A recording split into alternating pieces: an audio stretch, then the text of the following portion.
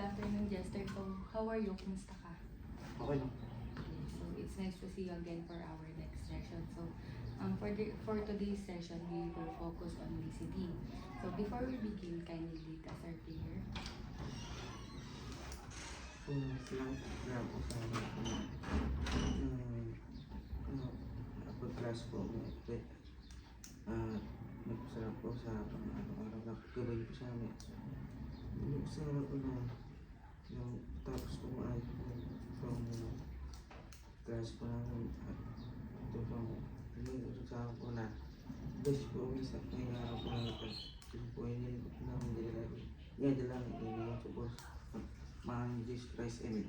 Yeah, so, thank you. So, before we begin, clear ba ako? Narinig mo ba ako ng maayos? Ako. Okay, so at the end, here's the objectives for today. So at the end of the session, the learner will be able to analyze the difference between hearing and listening, and follow simple oral directions accurately by listening attentively to spoken instructions, and demonstrate listening comprehension through different activities. So now, let's have a quick recall about our last topic. So, what do you remember from our last session? Nagsagot po. Nagsagot and di ba pinabasa ko pa last meeting? So, naalala mo ko ba kung ano yung binasa mo last meeting? Kung kaya kung hintayin 20 years. Okay, so that's right. So, we had reading and writing activities last meeting. And as I have remembered, you have an assignment and kindly pass your paper now. So, last meeting, we practiced your reading and writing skills. But now, we're going to focus on your listening skills. So, before we proceed to our lesson, let's play a quick game. So, I'm going to give you 3 tasks. Tapos susundin mo lang siya. Okay, so are you ready? So, the first one is stand up. Stand up. Tatayo po. Tatayo po. Okay. So, the second one is touch your nose. Okay, very good. So, and the last one is clap twice. Pumalakpak ka ng 2 beses. Okay, so, you may now take your seat. Great job. Great job. So, now tell me, how were you able to follow the instructions? So, paano mo nasunod yung mga sinasabi ko, yung mga instructions? Sa paggawa po. And sa pakikinig. Okay, so, what did you use? Hearing or listening? Do you have any idea kung ano ginamit mo? Nakinig ka lang ba or inintindi mo yung sinabi ko? Kung alam. Okay. So, inintindi mo yun kasi ginawa mo yung inutos ko, right? So, when I say stand up and you just hear it, it's hearing. Wala kang action na ginawa. You just receive what I'm saying. But when you hear the word stand up and you do it, it is listening. Because you actually try to understand what I'm saying. So, basically, yung hearing happens naturally. Marinig mo yung boses ko, papasok yung sa tenga mo, and that's all. But when listening, pag listen is papasok sa tenga mo, then magpo-pressure siya sa mental mo, tapos mag-require siya ng attention and understanding para maintindihan mo yung sinabi ko. That's the listening. So, in our session for today, I want you to not just hear me, but to listen. So now we have 2 activities here, and the first one is the picture communication. But before we begin, let me remind you to maintain eye contact with me, avoid distractions, and ask me if I'm speaking too fast and I'm unclear. So I have 5 pictures here, and I'm going to read a description twice. So, babasahin ko 2 beses yung description. And your job is to listen for keywords and hold up the picture that matches my description. So, on the count of 3, you will raise your answer. So, itataas mo siya for me to see your answer. So, here's the picture. So, the first one, listen carefully, okay? I'll read it twice. I am a place with many classrooms, a big clock. Children come here to learn from their teachers and play with friends. Again, I am a place with many classrooms and a big clock. Children come here to learn from their teachers and play with friends. Yes, school. So, ano yung keyword na narinig mo doon para masagot mo na school to? Nag-aaral. Okay, yung learners and teachers, right? So, for the second one, I have a big red cross on my front. Doctors and nurses work here to help people feel better when they are sick or hurt. So again, I have a big red cross on my front. Doctors and nurses work here to help people feel better when they are sick or hurt. Again, so in hospital. So what's the two words that you hear? Nurse. Okay, nurse. Okay. So the third one, I am a building with tall pillars and a large dollar sign. People come here to keep their money safe or to borrow it. Again, I am a building with tall pillars and a large dollar sign. People come here to keep their money safe or to borrow it. So what's your answer? Okay, bakit? So ano yung pumasok sa isip mo? Bakit bank? Kasi ano, umuha ko siya. Money. So, very good. So 3 points. So for the next question, I am a quiet building filled with many rows of books and comfortable chairs. People come here to read, study, and learn new things. So I am a quiet building filled with many books or many rows of books and comfortable chairs. People come here to read, study, and learn new things. So what's your answer? Okay, so library. So bakit library yung sagot mo? Ano ba na? What's your clue word? Nagawa ko po ng ano, libro. Okay, many books. Okay. So for the last one, I am a cozy place with a red roof and a chimney. This is where a family lives, eats, and sleep together. And again, I am a cozy place with a red roof and a chimney. This is where a family lives, eats, and sleeps together. So what's your answer? House. So ano yung naging clue word mo? Bakit house? Diyan po na actually ano, medyo po. Okay, yung family lives. Okay, great job. So now, let's proceed to the second activity. It is to listen and arrange naman. So I'm going to read a short story. So you need to listen carefully. So this story is about a boy named Sam. Then I'll give you 3 jumbled sentences and you need to put them in order they happen. So yung pagkakasunod nila kung paano nangyari yung story. So, here, listen carefully. So, Sam woke up late. He ran to the kitchen to grab his bag. Then finally, he barely caught the school bus. Again, Sam woke up late. He ran to the kitchen to grab his bag. And finally, he barely caught the school bus. So now, here's the sentences. Kindly arrange it based on the story that you've heard.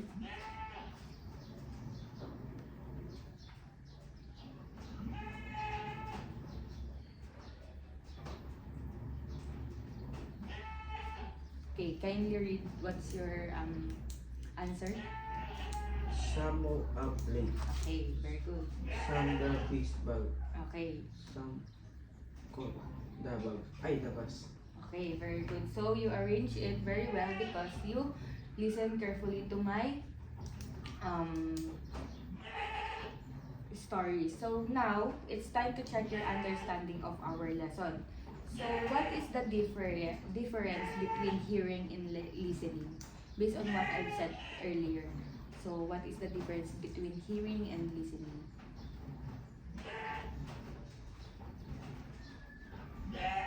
You can answer in Tagalog if you want.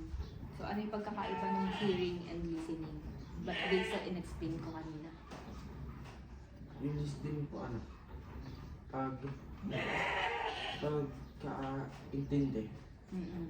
So you try to Yung understand. ano, di po pasok ko tayo sa pupunta ko sa utak. para po magawa. Mhm. So how about naman yung hearing? Ano naman yung hearing? Yung pakikinig lang, walang action na ginagawa. Opo. Hindi niya iniintindi. You just receive what you just heard. So, okay. So, next is, why is listening important in communication? So, bakit importante yung listening sa pakikipag-communicate? Sa pakikipag-usap? Bakit kailangan mo nakikinig? Para po may matutunan. Okay. So, tama.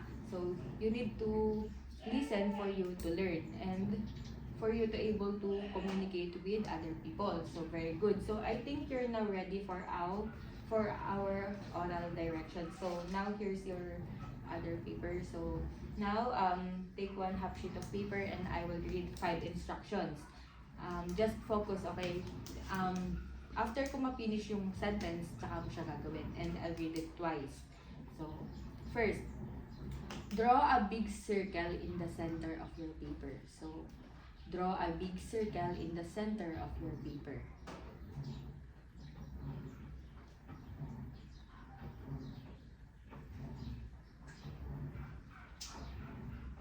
Okay, are you done? So, the next one, inside the circle, draw a small flower. Any kind of flower, just draw. Inside the circle, draw a small flower.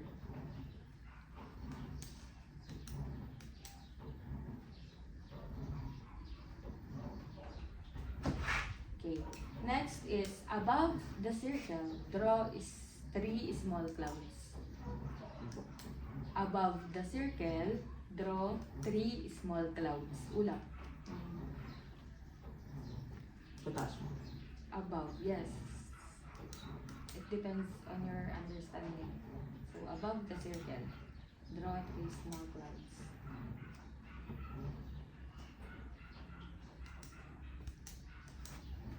Okay, next is below the circle. Below, sa ibaba ng circle, draw 2 small stars. Below the circle, draw 2 small stars. First, Stars. step. 2 small stars.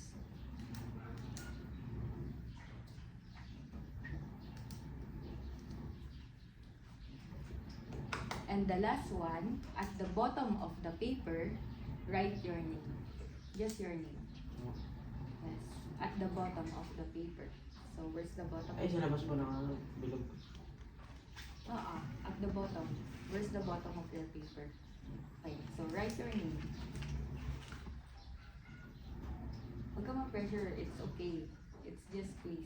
Kung paano mo lang siya naiintindihan. Papaliwanag pa rin siya after.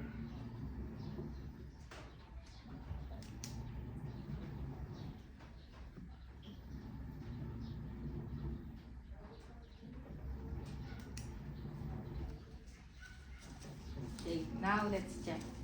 Can you give me your paper and let's check it? So the first one, draw big circle in the center. So where's the center of the paper? Here, right? So you draw a circle. So it's big circle. So check. So next one, inside the circle, draw a small flower. So you draw a small flower. So it's correct. But the next one, I said that above the circle, draw a 3 small clouds. So where's the above? Saan yung taas ng circle? Here, right? Because it's above the circle. I didn't say that above the flower. So now you just need to draw here the 3 clouds, right? And the other one is, I say below the circle. So where's the below of the circle? Here, right? It's the below. Outside the circle, it's the below of the circle. So, there's dito yung stars. Dalawang stars. Right? So, and the last one, at the bottom of the paper, write your name. So, here's the bottom of the paper and you write your name. So, it's correct. So, now, let's do it again. At the back of your paper, let's do it again for you to able to do it by yourself. So again, listen carefully, don't do it alone. So the first one, draw a big circle in the center of your paper. Draw a big circle in the center of your paper.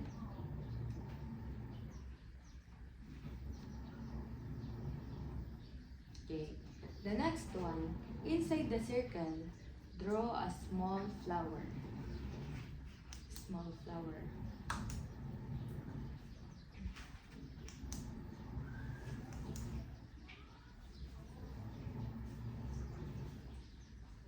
Okay.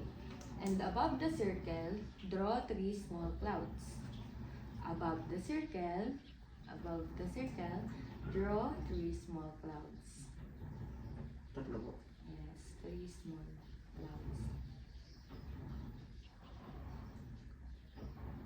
And below the circle, draw 2 small stars. Below the circle, draw 2 small stars. And for the last one, at the bottom of the paper, write your name. Just your name. Not the complete name, just your name.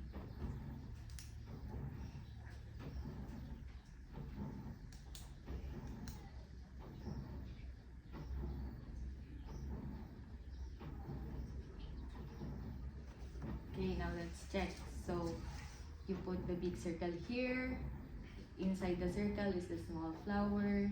And above the circle is the 3 clouds. Below the circle is the 2 small stars and your name at the bottom of the paper. So, you got 5 out of 5 scores. Very good. So, I can see that you can understand and follow my instruction very well by listening carefully. So, great job. So, for our last stretch, and I'm going to read a paragraph. So, listen for the who, what, and where. So, you need to answer me orally. Okay? Just listen carefully. I'll read it twice. Last Saturday, Anna and her brother went to the park. They played volleyball and ate ice cream. After that, they watched people flying kites before going home. So last Saturday, Anna and her brother went to the park. They played volleyball and ate ice cream. After that, they watched people flying kites before going home. So here's my question. So did you really listen to me? Okay. Let's see if you really listen to me. So number 1, where did Anna go last Saturday? Sa part po. Okay, very good. So, who went with Anna? Oo. Tagalog po mo. Sinong kasama niyo pumunta sa park?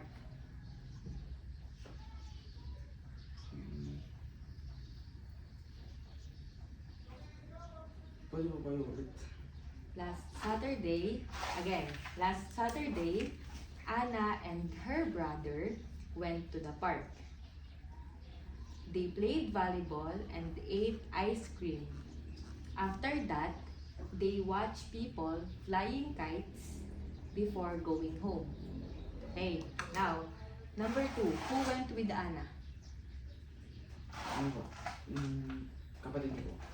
Na? Kapatid ko. Brother. Okay. So, what game did they play?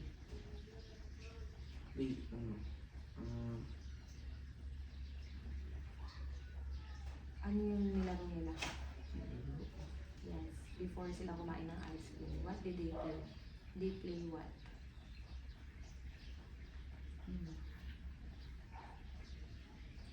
It's okay, so you can think. So, ano yung nilaro nila dun sa story? They play what? Diba, I mentioned na they played volleyball. Yes, they played volleyball. So, next, what did they eat? Ano yung kinain nila? Ice cream. Okay, very good. So, number 5, what did they see in the park? So, ano yung nakita nila sa park? Nung bago sila umuwi? Ano po? Sarang kite. Okay, flying kite. So, very good. So you got 4 out of 5. Not bad because You did very well. So, give yourself a round of applause. Yes. So, before we end our lesson, here's your assignment. So, may assignment ka again. Listen to someone describe a place or object. So, makikinig ka lang sa kahit kanino, kahit kay kapatid mo or kaibigan mo, na nag-describe sila ng place or object. Then, draw the description in your paper. And write 2 sentences or 1 sentence explaining your drawing. And write your answer on 1/2 sheet crosswise and submit it in the next session. So, do you have any clarifications or questions? If none, class dismissed. Thank you.